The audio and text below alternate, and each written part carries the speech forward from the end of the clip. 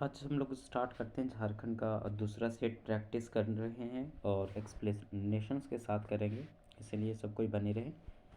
और ये वीडियो है सो डेली है, सो 8 बजे मॉर्निंग में 7:30 बजे 8 बजे के बीच ये अपलोड हो जाया करेगा, आप लोग देख लीजिएगा। आते हैं, पहला जो क्वेश्चन है वो है दालमा वन्यजीव अभयारण्य चारों ओर किस पहाड़ियों से घिरा हुआ है। तो इसका आंसर होगा दालमा हिल। ये सेम क्वेश्चंस जो है वो दरोगा में पूछा गया था। दरोगा एग्जाम में सेम क्वेश्चंस था कि दालमा हिल्स दालमा वन्यजीव अभयारण्य है जो कहाँ है, आपका पूर्वी सिंहभूम में है। पूर्वी सिंहभूम में है। पूर्वी सिंहभूम में किससे घिरा हुआ है? तो दालमा दालमा दालमा हिल्स से घिरा हुआ है। दालमा हिल से घिरा हुआ है। और अगर ये दालमा वन्यजीव अभयारण्य का एक और क्वेश्चन पूछा था कि इसका क्षेत्रफल कितना है, तो 194 किलोमीटर एरिया में है, 194 किलोमीटर स्क्वायर एरिया में है।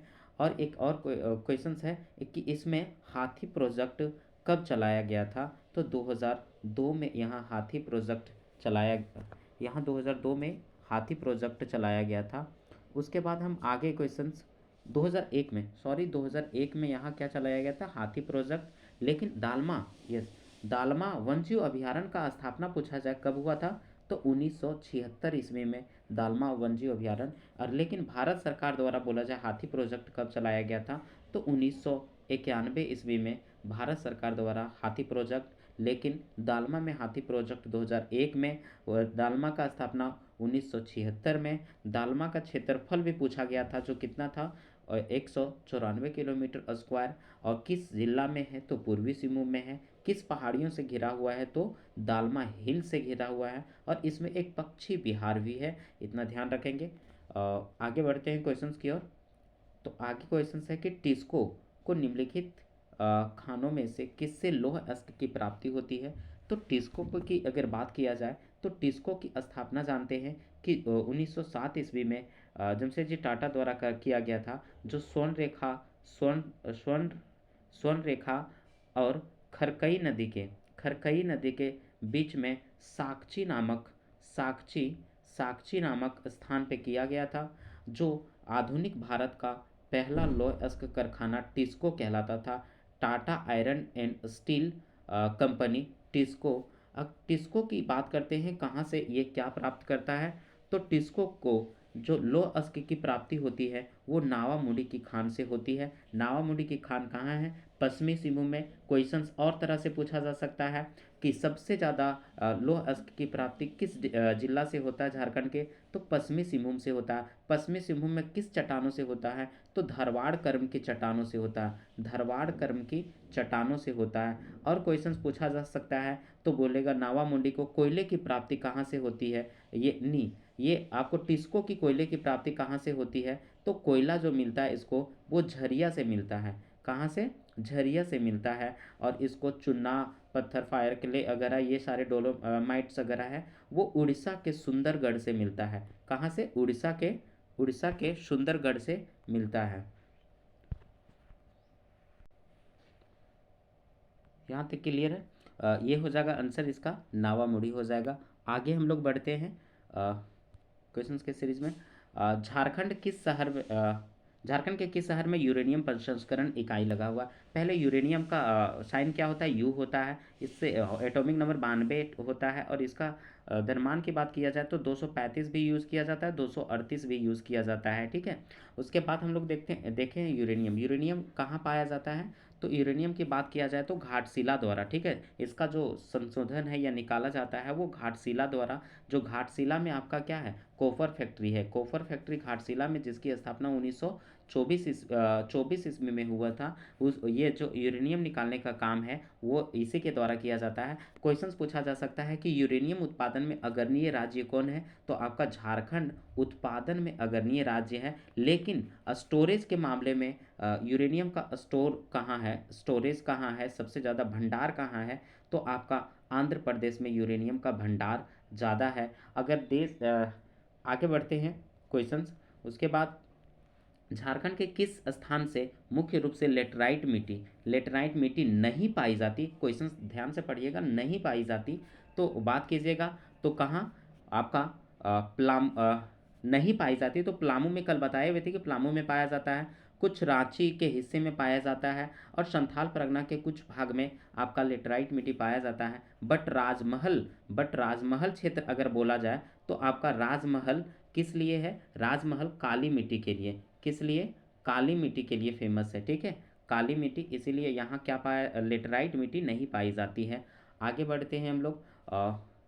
ये लेटराइट मिट्टी कंकड़ीली मिट्टी होती है और चाय वगैरह की खेती की जाती है इसमें ज़्यादा, और उपजाऊ तो होता नहीं। उसके बाद लीचिंग का प्रोसेस भी पाया जाता है इसमें ज़्यादा। अब आते हैं झारखंड में वार्षिक औसत तापमान कितना रहता है, ठीक है। वार्षिक तापमान बोला जाए तो कितना, 25 डिग्री सेल्सियस रहता है, ठीक है। कितना टेम्परेचर है? 25 डिग्री सेल्सियस औसत टेम्परेचर है। लेकिन कहीं कहीं नया बुक जो आया हुआ है उसमें अब 32 डिग्री सेल्सियस दिया जाने लगा। तो पहले हम लोग 25 डिग्री सेल्सियस मानते थे और एवरेज, और अभी भी 25 डिग्री ही मानेंगे। आगे क्वेश्चंस बढ़ते हैं हम लोग। सूर्य कुंड, जो सूर्य कुंड बोला जाए, सूर्य कुंड का गर्म पानी का स्रोत झारखंड के किस जिले में स्थित है? तो आपका हजारीबाग के बरकट्ठा नामक एक बरकट्ठा ब्लॉक है, उसी के अंतर्गत एक सूर्यकुंड पाया जाता है। इसका टेम्परेचर की अगर बात किया जाए तो 88.5 डिग्री सेल्सियस, और वही फ़ारेनहाइट में देखा जाए तो 190 फ़ारेनहाइट इसका टेम्परेचर होता है। इसमें 5 कुंड हैं, 5 कुंड है टोटल, रामकुंड, सीताकुंड, ब्रह्मकुंड और ये सूर्य कुंड। और सबसे ज़्यादा टेम्परेचर अगर बोला जाए तो सूर्य कुंड का टेम्परेचर है। यहाँ साइंटिफिक रीजंस बताया गया था कि इसके नीचे जो है वो चूना पत्थर वगैरह पाया जाता है, और यहाँ ये होता है कि चूना पत्थर होने के कारण यहाँ पानी गर्म निकलता है, और यहाँ जो भी चर्म रोग से रिलेटेड रोग होते हैं, स्नान करने से उनका चर्म रोग का जो प्रॉब्लम होता है वो ठीक हो जाता है। और आगे बढ़ते हैं इसी क्रम में। कर्क रेखा झारखंड के किस शहर को बीच से काटती है? तो आपको रांची के बीचों बीच से गुजरती है, और राजधानी रांची से कर्क रेखा बात किया जाए तो 8 राज्यों से गुजरती है। और आगे हम लोग बढ़ते हैं। जैन ग्रंथों में भगवान महावीर का लोर्य आदगा एक आतरा का संदर्भ में मुंडारी, जिसका अर्थ क्या होता है? आंसुओं की नदी होता है, जिसका अर्थ क्या है? आंसुओं की नदी है। इसकी मुंडारी अर्थ आंसुओं की नदी है। लोर्य आदगा जैन ग्रंथ महावीर का है, ठीक है। उसके बाद हम लोग आगे बढ़ते हैं। क्वेश्चंस है किस विद्रोह के परिणाम स्वरूप 1933 में, ठीक है, किस विद्रोह के परिणाम स्वरूप 1933 में एक प्रांतीय दक्षिण पश्चिम सीमांत एजेंसी का गठन किया गया था? दक्षिण पश्चिम सीमांत एजेंसी बहुत इंपॉर्टेंट है। तो कोल विद्रोह जब हुआ था 1831-32, उसके बाद आपका कौन सा ये किया गया था? तो आपका दक्षिण पश्चिम सीमांत एजेंसी का गठन किया गया था। आगे बढ़ते हैं। कोल विद्रोह के बाद हो जाएगा आंसर। किस नेता कोल विद्रोह का नेतृत्व करता? बुद्धू भगत थे। उसके बाद किस नेता ने एक नया संप्रदाय शुरू किया जो केवल एक ईश्वर पर विश्वास करता था? तो बिरसा मुंडा ने एक स्टार्ट किया था, जो बिरसाइत पंथ के नाम से जाना जाता था। नया संप्रदाय पंथ शुरू किया था, और बिरसाइत केवल एक ईश्वर पर विश्वास करता था, और खुद खुद को बोला जाए तो स्वयं को बिरसा मुंडा ने ईश्वर का दूत कब घोषित किया था? तो 1895 ईस्वी में खुद को ईश्वर का दूत घोषित किया गया था। और बिरसा उलगुलान चलाए थे, मुंडा उलगुलान, जिसे कब 1895 से 1900 ईस्वी तक। इस क्रम में इन्हें 2 बार जेल भी जाना पड़ा। पहली बार जेल जो गए वो हजारीबाग जेल में रखा गया था। सेकेंड बार जो जेल गए थे वो रांची जेल में रखा गया था। मेयर्स ने इसे जेल ले गया था। उसके बाद बात किया जाए तो रांची जेल में ही इनकी मृत्यु हो जाती है हैजा के कारण। लेकिन डॉक्टर की सलाह से कुछ इन्हें पता चलता है कि जहर देकर मारा जाता है। इनका जन्म 15 नवंबर 1875 ईस्वी को खुट्टी के उलीहातू गांव में हुआ था। उलीहातू गांव में इनका जन्म हुआ था। खुट्टी के उलीहातू गांव में इनका जन्म हुआ था। और बात किया जाए तो इनकी मृत्यु 9 जून 1900 ईस्वी को रांची जेल में हो गया था। रांची जेल में हो गया था, रांची जेल में हो गया था। आगे हम लोग बढ़ते हैं। इन्हीं के जन्म दिवस पे 15 नवंबर को आदिवासी गौरव दिवस, आदिवासी गौरव दिवस मनाया जाएगा, गौरव दिवस मनाया जाएगा। अब और इसी के जन्मदिन पे राज्य का स्थापना दिवस भी बनता है। राज्य का स्थापना दिवस भी इसी के जन्म दिवस पे मनाया जाता है 15 नवंबर को। अब आते हैं हम लोग, किस नेता ने नया संप्रदाय, तो इसका आंसर क्या हो गया, बिरसा मुंडा हो गया। क्या, बिरसा मुंडा। आगे बढ़ते हैं कि ढाका और कोलकाता क्रांतिकारियों के स्थान पर छुपकर प्रचार करते थे। तो जब आंदोलन चलता था, भारत छोड़ो आंदोलन, सविनय अवज्ञा आंदोलन, उस टाइम जमशेदपुर में वर्कर्स जो आते थे उसी के बहाने लोग वहाँ छुप छुप के क्रांति किस स्थान पे छुप कर गुप्त प्रचार करते थे, तो आपका जमशेदपुर में छुप कर प्रचार किया करते थे। संथाल परगना में किसके नेतृत्व में बड़ी मतलब वहाँ की महिलाओं जो थी, संथाल परगना की महिलाएं ने क्या की थी, नमक कानून तोड़ा था। सविनय अवज्ञा आंदोलन के द्वारा नमक कानून तोड़ा जा रहा था, तो सेलबाला राय थी वहाँ संथाल परगना में, और इसी के नेतृत्व में महिलाओं ने क्या की थी, नमक कानून तोड़ी थे। नमक कानून का बात किया जाए तो एक केबी सहाय का नाम आता है। केबी सहाय जो हजारीबाग के थे, और हजारीबाग में नमक बनाकर नमक कानून का विरोध किया था, जिस कारण इसे खदानती तालाब में 1 वर्ष के लिए सजा भी दिया गया था। और केबी सहाय से अभी हजारीबाग में कोई होंगे तो केबी ओमेंस का नाम पड़ा है उन्हीं के नाम पे, केबी कृष्ण वल्लभ सहाय। और ये बिहार मीन्स बिहार जब बना था, और झारखंड अखंड बिहार कह सकते हैं, उसमें ये सीएम भी रहे हुए थे केबी सहाय। आगे हम लोग बढ़ते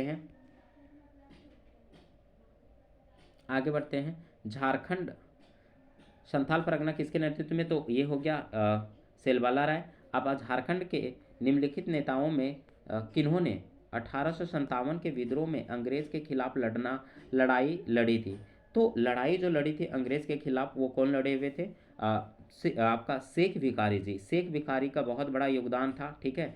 शेख भिखारी इनके दीवान थे, किनके दीवान थे, तो टेकेत उमराव सिंह का, किसका, टेकेत उमराव सिंह का, और मांझी के राजा थे वहाँ के, क्या थे ये मतलब दीवान थे शेख भिखारी, किसके, टेकेत उमराव सिंह के। तो झारखंड जो 1857 का विद्रोह हुआ था उनमें शेख भिखारी का बहुत योगदान था। फाइनली टेकेत उमराव सिंह को और शेख भिखारी को अंग्रेजों द्वारा गिरफ्तार करके आपका कहाँ फांसी दे दिया गया था, यहाँ चुट्टूपाली में इसे फांसी कहीं और दिया गया था, टाइगर्स हिल में मार दिया गया था, लेकिन फाइनली 8 जनवरी 1858 ईस्वी को टाइगर्स यहाँ चुट्टूपाली में ला के लाश को टांग दिया गया था। कारण लोगों में ये दहशत या मतलब डर पैदा करना था, और ये तो आंसर इसका हो जाएगा शेख भिखारी ने अंग्रेज के खिलाफ लड़ाई लड़ी थी। किस वर्ष आदिवासी नामक पत्रिका का प्रकाशन हुआ था, जब कल हम एक्स्ट्रा फैक्ट बता रहे थे तो उसमें बताए थे आदिवासी नामक पत्रिका का प्रकाशन 1915 ईस्वी में किया गया था, किसके द्वारा, तो पहले छोटा नागपुर उन्नति समाज, ठीक है, उन्नति समाज द्वारा इसका क्या प्रकाशन किया गया था, कि कौन सा, तो आपका आदिवासी पत्रिका का प्रकाशन किया गया था छोटा नागपुर उन्नति समाज द्वारा। और उसके बाद बात किया जाए तो ये किससे बना हुआ था ये, तो इससे पहले बना था क्रिश्चियन स्टूडेंट ऑर्गेनाइजेशंस, यही आगे 1912 में जब जे बार्थोलोमेन बनाए थे, उसके बाद जब जे बार्थोलोमेन सरकारी टीचर बन गए तो 1915 ईस्वी में छोटा नागपुर उन्नति समाज का गठन किया गया, और इन्हीं के द्वारा एक पत्रिका जारी किया गया 1915 ईस्वी में जारी किया गया छोटा नागपुर उन्नति समाज। छोटा नागपुर उन्नति समाज का अब हम लोग आगे बढ़ते हैं, ये क्या आंसर हो जाएगा, 1915 ईस्वी में आदिवासी पत्रिका जारी किया गया था। आगे क्वेश्चन है कि 1920 के दशक में आदिवासी का कौन सा विद्रोह गांधी जी के सत्याग्रह आंदोलन से जुड़ा था, तो एकमात्र झारखंड के ऐसा विद्रोह था टाना भगत आंदोलन जो गांधी से प्रेरित था और उसी के निर्देशन में चला करता था। कारण था कि ये टाना भगत आंदोलन स्टार्ट किए थे जतरा भगत ने, जिनका जन्म कहाँ हुआ था, आपका गुमला के बिशुनपुर में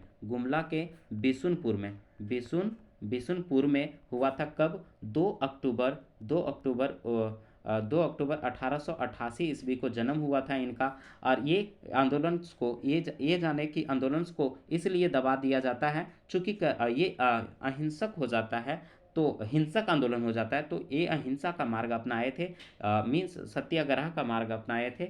और ये क्या करते थे, तो इनका मृत्यु फाइनली हो जाता है। टैक्स वगैरह नहीं देते हैं अंग्रेज़ों को, अंग्रेज इसे उठा लिया जाता है, इनको मतलब गिरफ्तार कर लिया जाता है फाइनली। जब 14 में ये स्टार्ट करते हैं आंदोलन, टाना भगत आंदोलन, और फिर इनकी मृत्यु 17 में हो जाती है। उसके बाद इसके आंदोलन नेतृत्व विहीन हो जाता है। क्या नेतृत्व विहीन हो जाता है, विहीन हो जाता है। तो ये मिलते हैं जाके पहले राजेंद्र प्रसाद से। राजेंद्र प्रसाद सलाह देते हैं कि आप लोग चले जाइए कहाँ, महात्मा गांधी, और आपके आंदोलन का अगुवाई वही करेंगे, ठीक है। उसके बाद वो महात्मा गांधी के अंतर्गत और वही उसी के अंतर्गत इस आंदोलन का रोक रखकर टाना भगत आंदोलन इस विद्रोह को चलाते रहे। और फाइनली ये विद्रोह एक तरह से नेशनल विद्रोह के रूप में जाना जाता है, टाना भगत आंदोलन। आगे आते हैं, उरांव जनजातियों द्वारा चलाया गया था मुख्य रूप से ये आंदोलन था, तो उरांव आंदोलन भी कहा जाता है इसे। झारखंड में कौन से जिले में आदिवासी जनसंख्या का न्यूनतम प्रतिशत है, ठीक है। झारखंड के किस जिले में, तो कोडरमा जिला की बात किया जाए। परसेंटेज या जनसंख्या कुछ भी पूछा है, सबसे कम एसटी कहाँ, तो आपका कोडरमा में है। कितना है एसटी, तो 0.96, समझ सकते हैं कितना, 0.96 है, ठीक है। अब आते हैं निम्नलिखित में से इतना परसेंट, निम्नलिखित में से किस जिले, कोडरमा की बात किया जाए तो कोडरमा वन्य जीव अभयारण्य है यहाँ, ठीक है। गौतम बुद्ध वन्य जीव अभयारण्य है, और कोडरमा में देवेर घाटी भी है जो सबसे ऊंची घाटी है। बात किया जाए कोडरमा का स्थापना तो 10 अप्रैल 1994 ईस्वी को हुआ था। और कोडरमा के साथ किसका स्थापना हुआ था, तो पीके करके याद रखेंगे, ठीक है। के से कोडरमा, पी से पाकुड़ का स्थापना हुआ था। और साथ में बात किया जाए बस कोडरमा के बारे में इतना ही फैक्ट। आगे बढ़ते हैं हम लोग, आगे बढ़ते हैं तो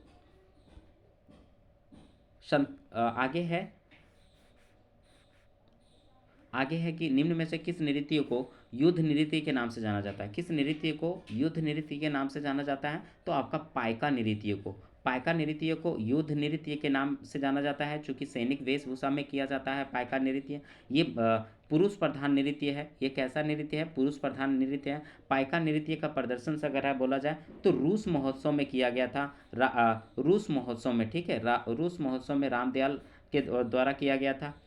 जो भारत महोत्सव हो रहा था रूस में, उसमें किया गया था। आगे बढ़ते हैं, पाइका के बाद है संथाल का सर्वोच्च देवता कौन है, तो संथाल का सर्वोच्च देवता सिंगबोंगा है।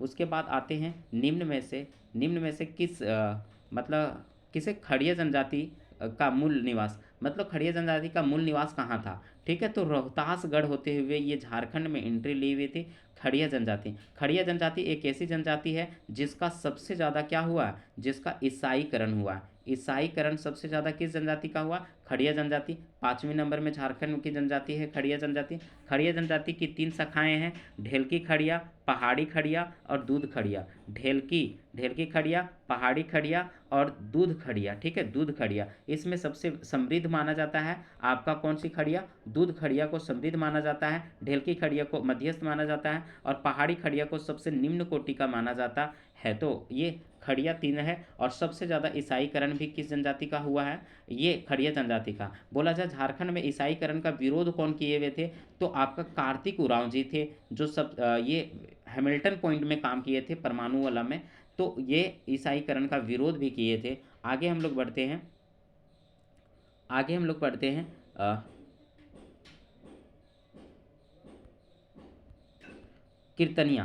कीर्तनिया लोकनाट्य का संबंध किस देवता से है। कीर्तनिया लोकनाट्य का संबंध बोला जाए तो किस देवता से है, तो श्री कृष्ण का भजन किया जाता है कीर्तनिया में।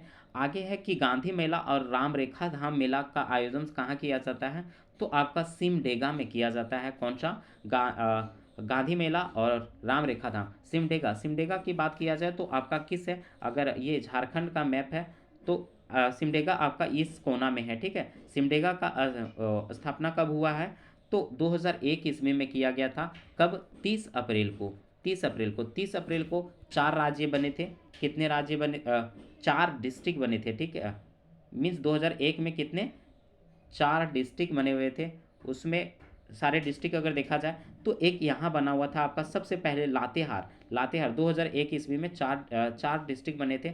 लातेहार कब 4 अप्रैल को बना था, याद रखेंगे। उसके बाद आपका जामताड़ा यहाँ था, ठीक है। जो जामताड़ा आपका कटा था किससे, दुमका से कटा था, और इसकी स्थापना, और ये पलामू से काटा था आपका लातेहार, याद रखेंगे लातेहार। ये जामताड़ा है आपका, जामताड़ा। जामताड़ा का स्थापना दुमका से कट के हुआ था कब, ये 30 अप्रैल 2001, नहीं ये हुआ था 26 अप्रैल को, ठीक है। 26 अप्रैल को यहाँ सिमडेगा बना हुआ था। सिमडेगा का स्थापना 30 अप्रैल 2001 ईस्वी को। और फाइनली आपका इसका भी 30 सरायकेला खरसावां, S&R सरायकेला, S&K सरायकेला खरसावां का स्थापना ये पश्चिमी सिंहभूम से काट के किया गया था। और इसका मतलब बात किया जाए तो ये 30 अप्रैल को ये भी बना हुआ था, 31 अप्रैल को। तो इस तरह से 4 बने थे। फाइनली 2 डिस्ट्रिक्ट बने हुए थे।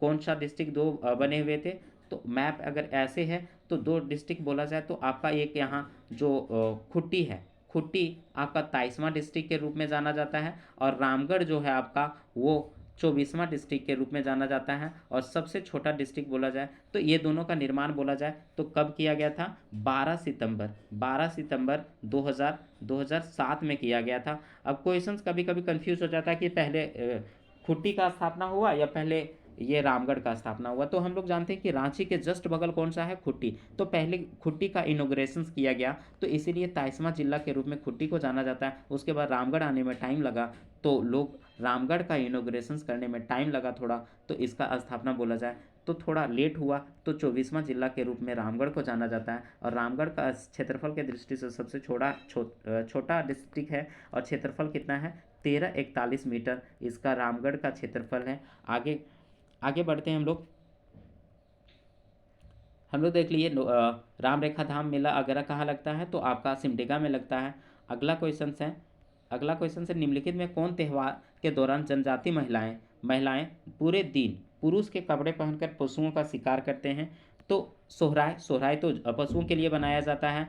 कर्मा बनाया जाता है भाई बहन के प्यार के लिए। ये एक मुक्का सेंद्रा आ गया, मुक्का सेंद्रा मतलब ही होता है शिकार करना, ठीक है। तो आपका आंसर हो जाएगा कौन सा, मुक्का सेंद्रा हो जाएगा, ठीक है, मुक्का सेंद्रा। अगला क्वेश्चन है संथाली भाषा को संविधान की 8वीं अनुसूची में कब शामिल किया गया है, तो 2003 ईस्वी में। हम लोग जानते हैं कि झारखंड की एकमात्र भाषा है संथाली भाषा, जिसे 8वीं अनुसूची में जगह मिला। 8वीं अनुसूची की बात किया जाए तो मुख्य रूप से 14 भाषाएं थी उसमें। कितनी भाषाएं थी, 14 भाषाएं थी 8वीं अनुसूची में फर्स्ट टाइम। उसके बाद एक भाषा सिंधी जोड़ा जाता है 1967 ईस्वी में। 1967 ईस्वी में 52वां संविधान ये फिर से 1967 में जोड़ा जाता है। 21वां संविधान संशोधन जो होता है उसके तहत 1967 में सिंधी भाषा जोड़ा जाता है, और इस तरह से भाषा 15 हो जाते हैं। फाइनली 3 भाषाओं को ऐड किया जाता है। आपका नाम है शॉर्ट ट्रिक नमक, ठीक है। नमक को ये कौवा संविधान संशोधन द्वारा, तो 71वां संविधान संशोधन द्वारा 1992 ईस्वी में ऐड किया जाता है। कौन कौन सी भाषाएं हैं इसमें, तो आपका ना से नेपाली, मा से मणिपुरी, और का से कोंकणी भाषा को ऐड किया जाता है। फाइनली 18 भाषाओं के बाद 18 प्लस फिर 4 भाषाओं को ऐड किया जाता है, BDMS बोर्ड मास से याद रखेंगे। B से बोडो, D से डोंगरी, M से मैथिली, और सा से संथाली भाषा को ऐड किया जाता है। कब, ये इसका संविधान संशोधन 92वां संविधान संशोधन 2003 को इसे क्या किया जाता है, संशोधित किया जाता है, और 4 में लागू किया जाता है। इस तरह से हम लोग 8वीं अनुसूची में कितनी भाषाएं हैं, 22 भाषाएं में एक संथाली भाषा को अब की जगह मिली है 2003 ईस्वी में। अब आते हैं मुंडारी प्राइमर। हम लोग साहित्य में बहुत ज़्यादा कन्फ्यूज़न होते हैं, तो कुछ ऐसे ट्रिक लगा के याद रखेंगे जो हमेशा के लिए याद रहेगा, ठीक है।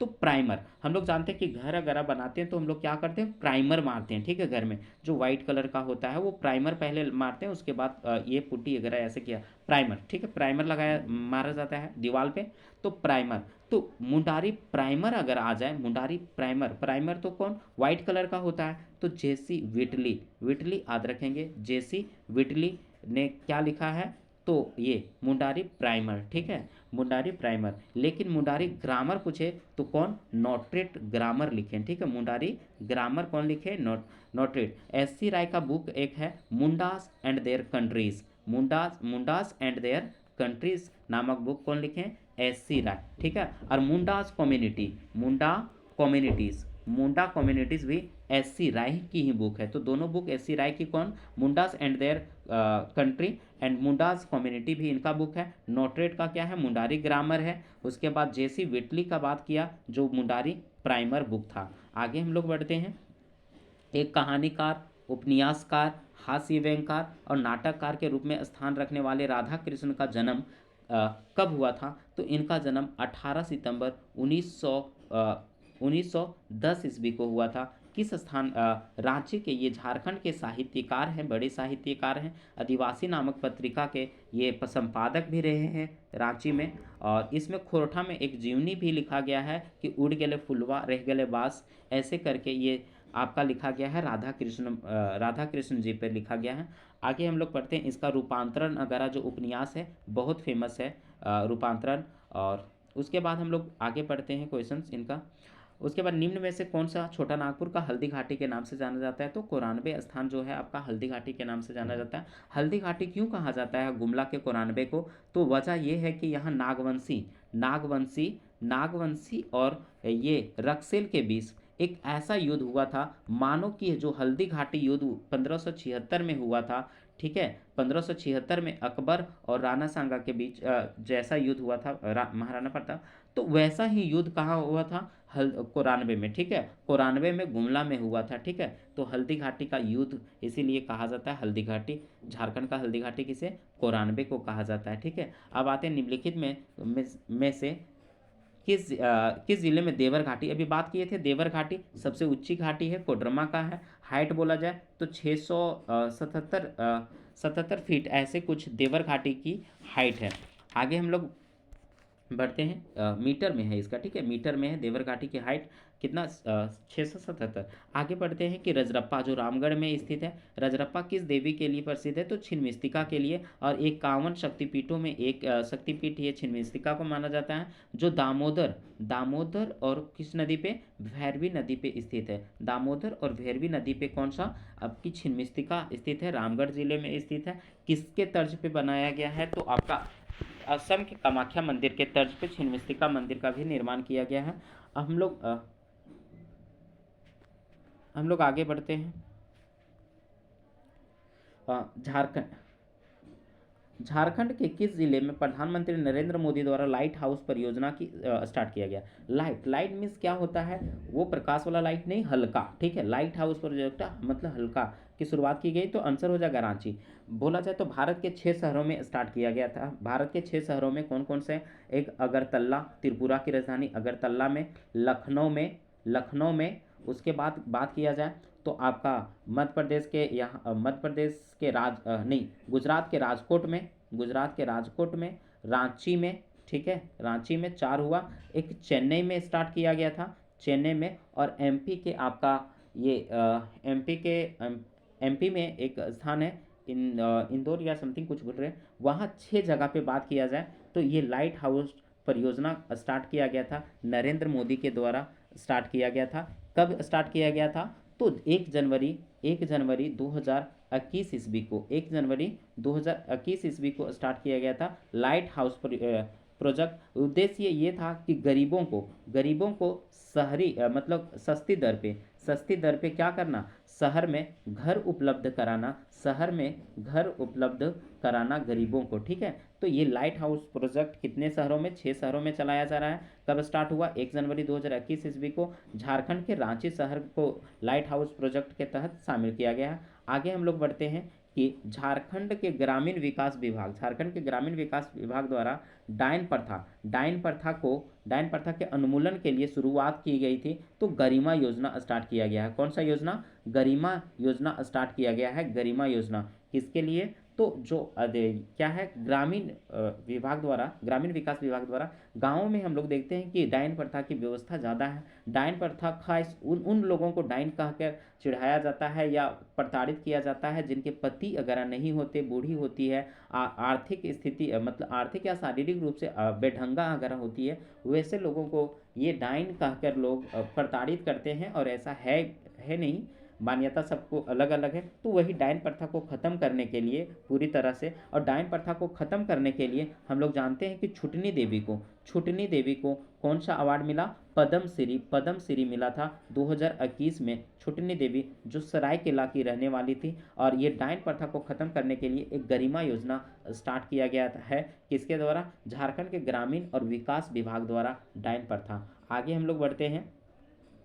पशुओं के लिए यूआईडी नंबर, जैसे आधार नंबर हम लोग का रहता है, वैसे ही पशुओं के लिए यूआईडी नंबर जारी किया गया है, जो 12 डिजिट का होगा। 12 डिजिट का होगा। कब स्टार्ट किया गया है? तो 2017 में स्टार्ट किया गया है। आगे आते हैं ओलंपिक 1928 ईस्वी में। ओलंपिक 1928 ईस्वी में भारतीय हॉकी टीम के कप्तान जयपाल सिंह ने भारत के पहली बार कौन सा पदक जीता? तो स्वर्ण पदक। बहुत इंपॉर्टेंट क्वेश्चन, हमेशा पूछा जाता है। तो भारतीय हॉकी टीम के कप्तान कौन थे? जयपाल सिंह मुंडा थे। जयपाल सिंह मुंडा, जिसे मारंग गोमके भी कहा जाता है, मारंग गोमके कहा जाता है, और मुंडा राजा भी कहा जाता है। ठीक है। और इनका जन्म बोला जाए तो 1903 ईस्वी में हुआ था, खुट्टी में हुआ था। ठीक है, खुट्टी में हुआ था।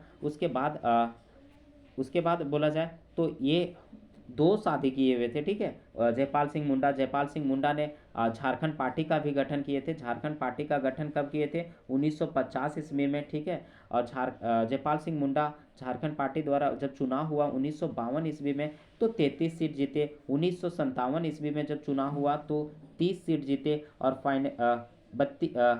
हाँ 30 सीट जीते। उसके बाद 1962 में जब चुनाव हुआ तो फाइनली ये 20 सीट जीते। और 1963 ईस्वी में किसके कहने पे? विनोदानंद झा के कहने पे, जो तत्कालीन मुख्यमंत्री बिहार के थे, उनके कहने पर अपनी झारखंड पार्टी का विलय इंडियन कांग्रेस में कर देते हैं। और फिर फाइनली झारखंड पार्टी का गठन होता है 1969 ईस्वी में, जब इसे लगता है कि अब झारखंड पार्टी विलय हो गया और कुछ नहीं कर पाएगा, अपना जो मकसद था एक राज्य पाने का वो नहीं हो पाएगा। तो 1969 ईस्वी में एन.ई. हेरो द्वारा इस पार्टी का पुनर्गठन किया जाता है, झारखंड पार्टी का। बस इतना ही फैक्ट रखते हैं, आगे और फैक्ट जानेंगे हम लोग। उसके बाद है क्वेश्चन, तिलका आंदोलन का नेतृत्व किसने किया था? तो तिलका आंदोलन का नेतृत्व तिलका मांझी ने ही किया था। तिलका मांझी का जन्म बोला जाए तो 11 फरवरी 1750 ईस्वी को हुआ था। 11 फरवरी 1750 ईस्वी को तिलका मांझी का जन्म हुआ था, तिलकपुर में, भागलपुर में। इन्होंने भागलपुर के वानचरी जोर वगैरह जगह जो था वहाँ क्या किया? अंग्रेजों का विरोध किया। 1783 से 85 इसका आंदोलन का सेशंस काल माना जाता है। और ये 13 जनवरी 1984 ईस्वी को क्लीवलैंड को अपने तीर से मारकर हत्या कर देते हैं। और फाइनली सुल्तानगंज के पहाड़ियों में छुपकर अपना ये छापामार युद्ध जारी रखते हैं। फाइनली इन्हें पकड़ा जाता है और घोड़ों से खींचकर लाया जाता है, और आपका भागलपुर में एक बरगद के पेड़ पे लटका कर इन्हें फांसी दे दिया जाता है। और इस तरह से तिलका मांझी को आदि विद्रोही भी कहा जाता है, आदि शहीद अगर बोला जाए, सत्याग्रह तो कहा जाता है झारखंड का। आगे हम लोग पढ़ते हैं टाना भगत आंदोलन। टाना भगत आंदोलन के प्रेरणता जतरा भगत। अभी बात किए थे टाना भगत को स्टार्ट करने वाले कौन थे? जतरा भगत का जन्म कब हुआ था? तो हम लोग बात किए थे 2 अक्टूबर 1988 को इनका जन्म हुआ था। कहाँ हुआ था अगर बात किया जाए तो गुमला जिले के बिशुनपुर प्रखंड स्थित चिंगरा नावाटोली नामक गांव में एक उरांव परिवार में इनका जन्म हुआ था। और 1914 ईस्वी में इन्होंने टाना भगत आंदोलन चलाया था, जो एक प्रकार का क्या था? धार्मिक आंदोलन था। एक प्रकार का कैसा आंदोलन था? धार्मिक आंदोलन था। आगे हम लोग बढ़ते हैं।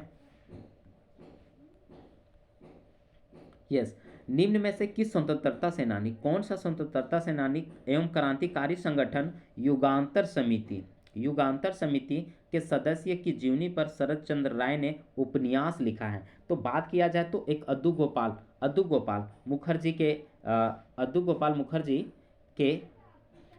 मुखर्जी पे एक उपन्यास लिखे हैं। कौन? शरद चंद्र राय। अभी शरद चंद्र राय का जिक्र आया हुआ था, ऊपर साहित्य में पढ़ रहे थे, जो लिखे थे Mundas and their country and Mundas community. ठीक है, ये 2 बुक लिखे हुए थे। साथ में अद्दू गोपाल मुखर्जी जो युगांतर समिति के सदस्य थे, उसका जीवनी भी कौन लिखे थे? शरद चंद्र राय जी लिखे हुए थे।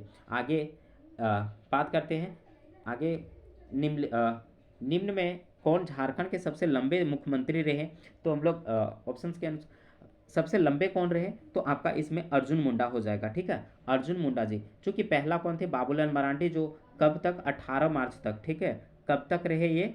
18 मार्च 2003 तक, ठीक है, रहे। और 18 मार्च 2003 से कौन मुख्यमंत्री बने? तो अर्जुन मुंडा बने। 2003 से कब तक बने? 2005 तक, ठीक है, 12 मार्च 2005 तक, 12 मार्च 2005 नहीं, 2 मार्च तक बने, ठीक है, 2 मार्च तक बने।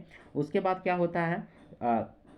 क्या होता है? 2 मार्च से क्या बनते हैं? शिबू सोरेन जी बनते हैं 2 मार्च से 12 मार्च तक 2005 में। और सबसे कम टाइम के लिए आपका शिबू सोरेन ही जो होते हैं वो मुख्यमंत्री बनते हैं, लगभग कितने दिन के लिए? 10 दिन के लिए, 2 से 12 मार्च 2005 में बनते हैं। उसके बाद फिर ये जब पद से हट जाते हैं तो आपका 12 मार्च से ही कौन?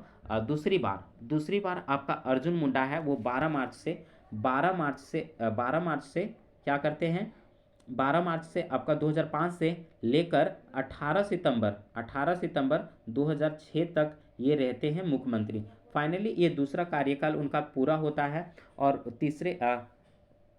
फिर ये एक बार जब बीजेपी आती है, कब? 2009 जो 10 वाला चुनाव हुआ था उसमें। और ये मुख्यमंत्री बनते हैं कब? 11 सितंबर 2010 ईस्वी को बनते हैं, 11 सितंबर 2010 ईस्वी। और 8 जनवरी 2013 तक रहते हैं। और फाइनली इनका सरकार गिर जाता है, चूंकि जेएमएम क्या लेती है? अपना समर्थन वापस ले लेती है और बोलती है कि मेरे बेटा को, शिबू सोरेन बोलते हैं कि मेरे बेटा हेमंत को सीएम बनाओ। और फाइनली उस टाइम 2013 में क्या होता है? 2013 में एक बार राष्ट्रपति शासन लग जाता है। और फिर जब हेमंत सोरेन बनते हैं मुख्यमंत्री पहली बार 2013 में, तब ये जो है राष्ट्रपति शासन खत्म होता है। और पुनः हेमंत सोरेन जी का दूसरा बार ये राष्ट्रपति मतलब ये बोला जाए आपका ये मुख्यमंत्री पद है, ठीक है, मुख्यमंत्री पद हेमंत सोरेन का दूसरा, एक बार 13 में बन चुके थे।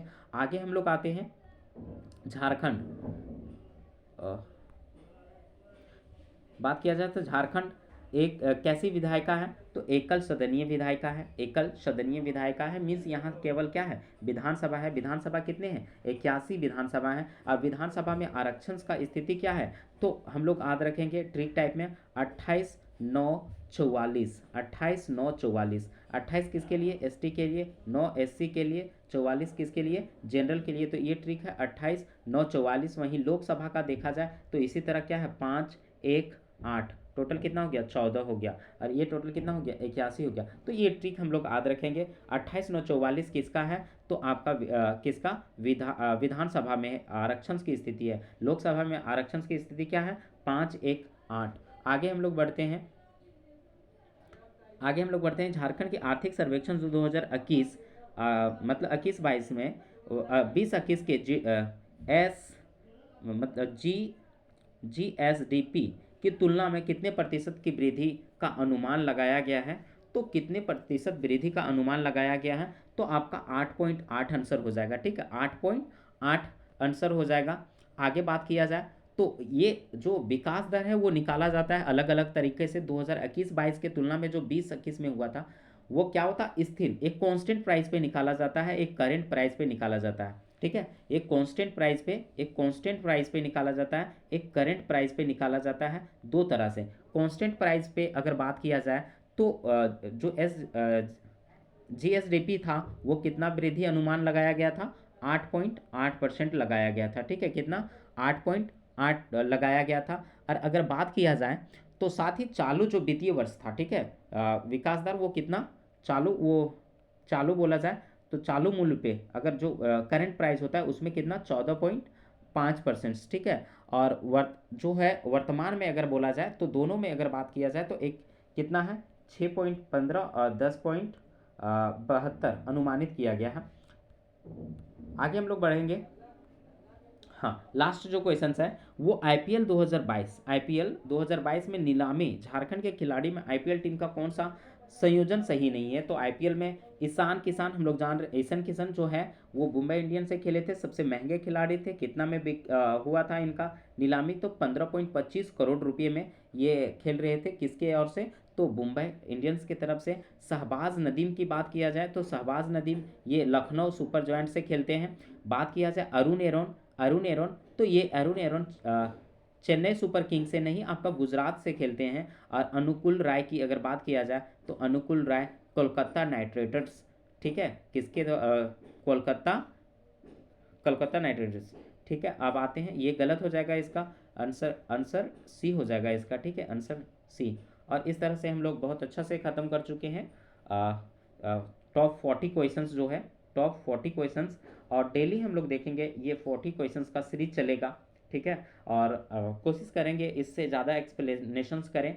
और अभी हम हाथ से ही मोबाइल पे लिख रहे हैं, जिसके कारण बहुत कुछ हम लिख नहीं पा रहे हैं। पेन से लिखेंगे तो हो सकता है अच्छा से लिख सके। बस इतना ही रखते हैं, थैंक यू। आप लोग भी सहयोग कीजिए चैनल में। आज ये दूसरा सेट है और इसी तरह से हमेशा सेट आते रहेगा। Thank you.